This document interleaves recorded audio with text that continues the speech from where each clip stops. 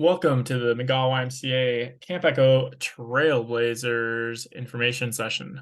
My name is Bernard Rocca. I am the executive director at Camp Echo, and I am thrilled to be sharing this information with you about our summer adventures. So Trailblazers is one of our introductory adventure trips. It's a hybrid of traditional camp and offsite adventure. And for both programs, whether on-site or off, it's important to remember our goals of safety, community, and personal growth, and having fun. It might look different when we're off-site, but the goals are the same. So we want to start by giving you a little orientation geographically to the Trailblazers program. In the bottom left, you'll see a triangle representing Evanston, Illinois. And then the triangle towards the middle of the page is Fremont, Michigan. That's where Camp Echo is and where our Trailblazer adventure will begin. That's where Trailblazers will participate in traditional camp programs. And then they'll head to one of two destinations for those Trailblazers who are signed up to paddle. They'll be going to the Manistee River just south of Traverse City, where that orange canoe can be seen. And our hikers will go backpacking on North Manitou Island, just off the coast of Sleeping Bear Dunes, where our orange hiker is located. So this is an overview of our 2 weeks as a Trailblazer.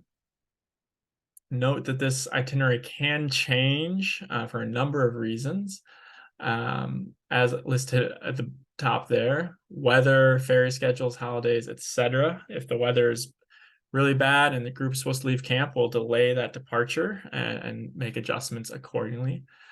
But generally speaking, our Trailblazers will arrive at camp on Sunday, and they'll start reviewing the gear. They'll start in kind of to getting oriented both to traditional camp and the adventure trip program. But whereas most of our adventure trips for our older campers depart camp on Monday or Tuesday, our Trailblazers have the opportunity to spend a little bit more time at camp, getting situated before departing. On Monday, they will follow a traditional camp schedule and begin their trip preparations. And that will be the case throughout the first week. And so they'll have the opportunity to sign up for camptivities as they do in traditional camp. But cabin group times will be dedicated towards preparing for the adventure trip, learning about the gear that they need, practicing the paddling or backpacking with a loaded backpack, practicing meal preparations, and they'll have a more extensive overnight during that time as well. Friday evening or Saturday, the groups will leave camp. So they'll continue with camptivities through into Friday. And then depending on the group's readiness and the itinerary details, they may leave Friday evening. But if not Friday evening, they'll leave Saturday. Our backpackers will take a ferry out to North Manitou Island on Saturday. And our paddlers will head to a state park near the Manistee River to camp for the evening. Sunday, Monday, and Tuesday, the groups will do their activity. They'll move from point A to point B, moving camp each day to a new destination following the flow of the Manistee River, or working their way around North Manitou Island. The groups will finish on Wednesday. Our hikers will take a ferry back to the mainland from the island, and our paddlers will get off the river. They'll return to camp Wednesday afternoon or evening, get settled into camp, and then have Thursday to do a deep clean of their gear, debrief the trip in greater detail, talk about future adventure opportunities, and have some traditional camp fun, including a closing campfire. On Friday, they will get all their gear packed up and head home, leaving Camp Echo. Now, a few things that will be slightly different here that we know, generally speaking, is the case is for session 3, when that second week falls over the 4th of July, or the 4th of July falls in that second week, we'll generally flip-flop this pattern as the state parks, rivers, and backpacking areas can be really busy over the 4th of July, and we feel it's safer for our groups to be on site at that time. And we know that Session 3 occasionally ends on a Thursday, and we adjust the itineraries accordingly in that situation as well. So who's going on these trips? So we'll have 8 to 10 participants in each of these groups, and 2 traditional camp counselors will be living with the group during their time on site when they're living in a traditional camp cabin. Throughout the session, they'll also be matched with one of our Camp Echo trip guides who will be leading a lot of the trip preparation activities during the week of on-site time. All 3 of those staff will go with the group on the adventure trip, ensuring that they have a wilderness first responder and multiple lifeguards if paddling. Wilderness first responder will go on all trips. That's our adventure trip guide. All of our Echo trip guides have a wilderness first responder certification. And then making sure again that we have lifeguards for our paddling trips. All of our staff go through extensive training. Our trip guides go through the most robust preparations, which includes an off-site trip with staff during staff training and 3 total weeks of training. But our traditional camp counselors going on these trips will also receive additional training to prepare them for this experience. With 8 to 10 participants, there are sometimes multiple sections leaving camp at the same time, so maybe 2 trips of Trailblazers leaving at once. So if you do have a friend request, we encourage you to put that in. It's possible there'll only be 1 section, and anyone signed up during that time will be in the same group. But it's always good to have those requests in just in case. We recognize our participants will arrive with varying experience, and that it's an opportunity for everyone to learn and grow and explore together. So getting to camp is, again, aligned with all of our other traditional camp programs. And that first day, we're meeting our group, starting to build our team. And our Trailblazers will get situated and oriented to both traditional camp and our tripping program. So learning about the trip center and the different gear, really just a teaser for returning later in the week to learn more, with that first day really being dedicated to our more advanced trips who will be leaving camp more quickly and need to focus on packing out at the trip center. As part of that trip prep throughout the week, the group will review the group gear. We'll talk a little bit about what group gear is in a moment. Check on personal gear, so making sure that all of our Trailblazers have what they need to go on trail, and supplementing that if necessary. Our trip center has a lot of personal gear that we can loan out if people don't have quite what they need to head out. The group will discuss the menu a little bit and go over the details and some maps so that our Trailblazers continue to learn more and feel really prepared when they head out on trail. And as I said, practicing those activities for our canoers, practicing steering and paddling, different techniques, different strokes, and different safety measures should a canoe flip or become submerged in the water. And our hikers will explore various parts of camp. So group gear, what is group gear? So Camp Echo provides all the necessary group gear, things that are used by everyone or multiple people on trail. So our tents are provided for our paddlers. We have large dry bags to store belongings in while it's on the river in case water gets into the canoes. Stoves, pots and pans, water purification systems. Personal gear encompasses sleeping bags, sleeping pads, footwear, clothing, personal dishes and utensils, and other things shown on our packing list, which is available in Camp in Touch. On the road, so when we're talking about on the road versus on the trail, on the road refers to times when we're in transit between Camp Echo and our final destination, or vice versa. Food on trail is when we're actually in the wilderness. So when we're on the road, you know, the group will likely stop at a restaurant for one of the meals. It's often a highlight, either before and or sometimes after the trip, as kind of a celebration meal. And this is all paid for by the guides and part of the trip experience. There's no need for our Trailblazers or any of our trippers to bring cash on their trip. Everything is included. And on trail, Everything is packed out of our trip center. So meals that are easy to cook out in the wilderness, or don't need to be cooked. A lot of tortillas and tuna and cheese and uh, dietary restrictions are definitely accommodated. And oftentimes our trips have the greatest flexibility to plan their meals and best accommodate dietary restrictions. Everyone has a lot of personal snacks that they get to choose from within the trip center, things such as goldfish or fruit snacks, granola bars, and campers can select the ones that are of greatest interest to them.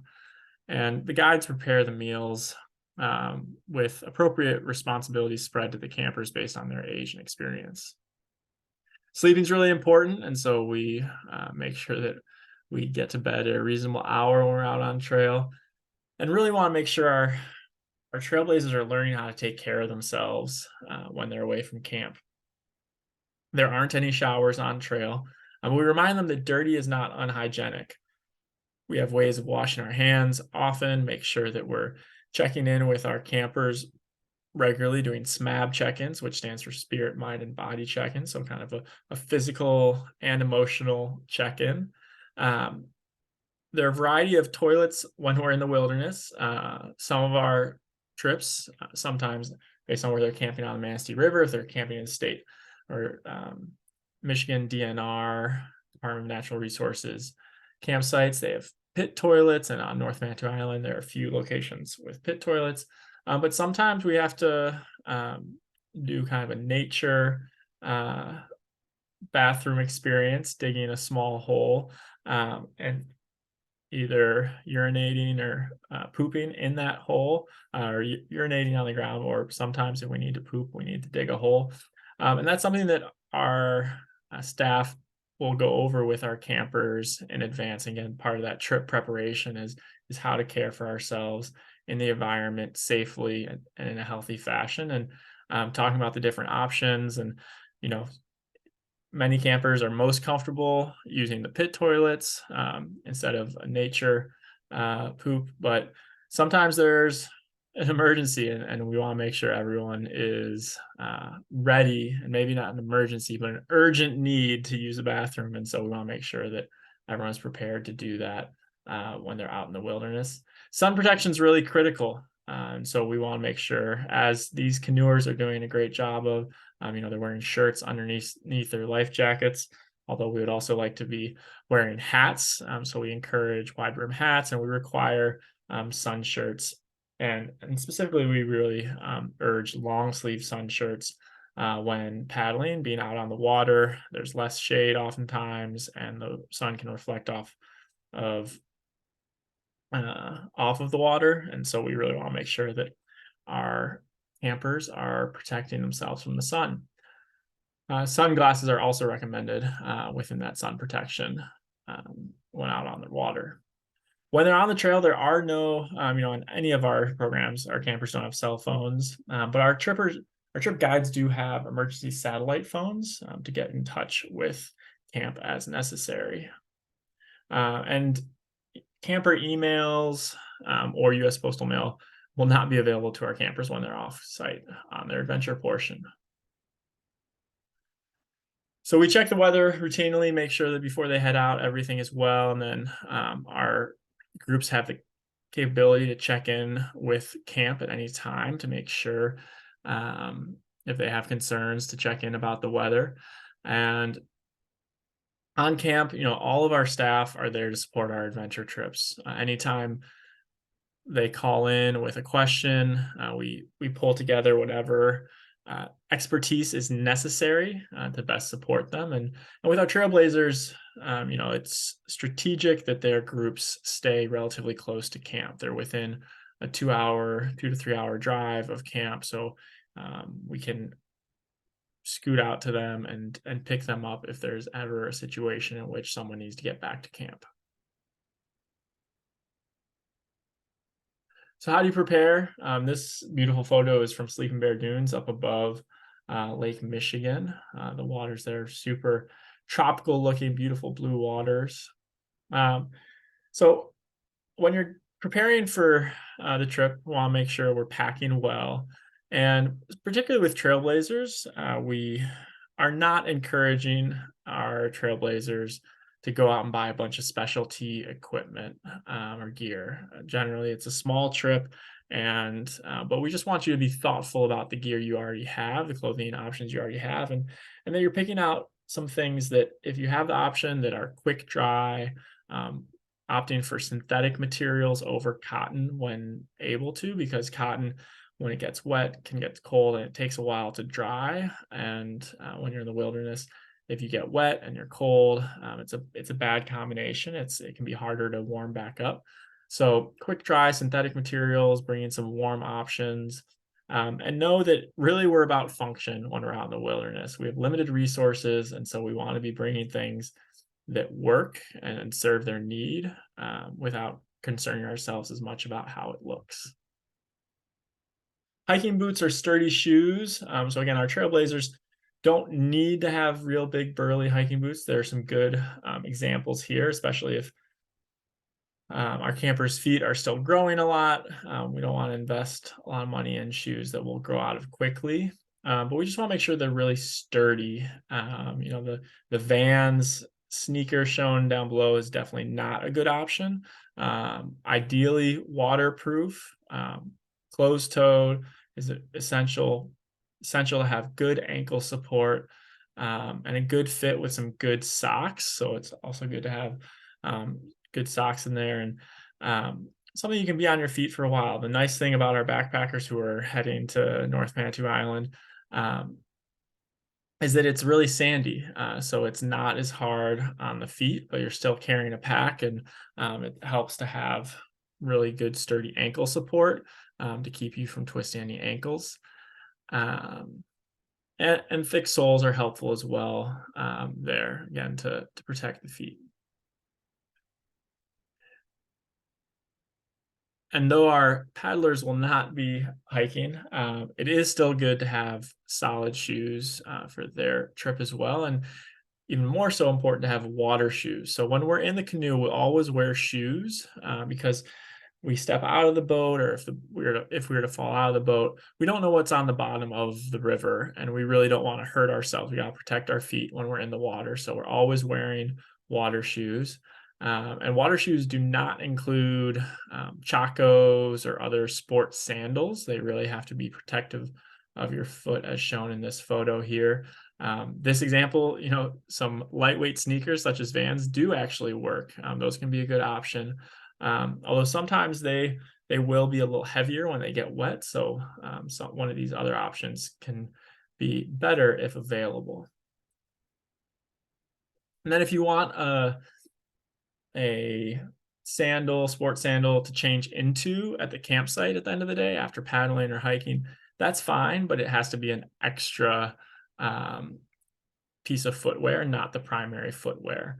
We do ask that you not bring any flip-flops or sliders or things like that. They're just, again, really kind of dangerous to have in the campsite, because they can break, or you can slide out, or your foot could get caught on something, and we want to protect our feet as much as possible. Physically, we encourage you to stay active, at least 45 to 60 minutes a day in the weeks leading up to the trip. Doesn't need to be super strenuous, but we just want kind of continuous activity, because in both the paddling and backpacking trips for Trailblazers, you're going to be continuously in motion for several hours. And so we want to get our body used to that sustained effort. So a few last reminders: cell phones are not permitted in camp programs, and any screen devices.